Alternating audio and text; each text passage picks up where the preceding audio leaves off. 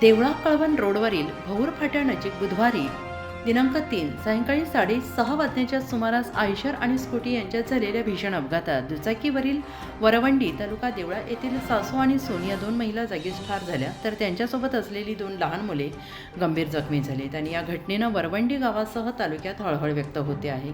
याबाबत देवळा पोलिसांकडून मिळालेली माहिती अशी की बुधवारी दिनांक 3 सायंकाळी 6:30 वाजण्याच्या सुमारास वरवंडी येथील माजी उपसरपंच अनिता विलास शिंदे वय वर्ष 50, चेतना अविनाश शिंदे वय वर्ष 28 या दोन्ही सासू सून 2 लहान मुलांसह मटाणे शिवारातील शेतातून घराकडे स्कूटीने जात असताना कळवणहून देवळाच्या दिशेने भरधाव वेगात येणाऱ्या आयशर वाहनाच्या मागील चाकात त्या सापडल्या।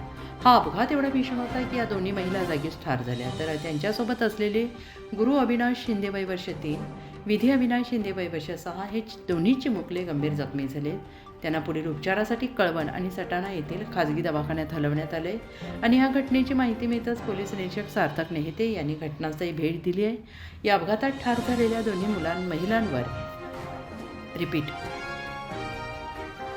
या अपघातात ठार झालेल्या दोन्ही महिलांवर देवळा ग्रामीण रुग्णालयात शवविच्छेदन करण्यात येऊन रात्री उशिरा त्यांच्यावर वरवंडी येथे अत्यंत शोकाकुल वातावरणात अंत्यसंस्कार करण्यात आले। यावेळी कुटुंबातील सदस्य नातेवाईकांचा आक्रोश हृदय हिलावणारा होता। अपघातग्रस्त आयशर चालक फरार झाला असून त्याच्यावर गुन्हा दाखल करण्याची प्रक्रिया उशिरापर्यंत सुरू होती।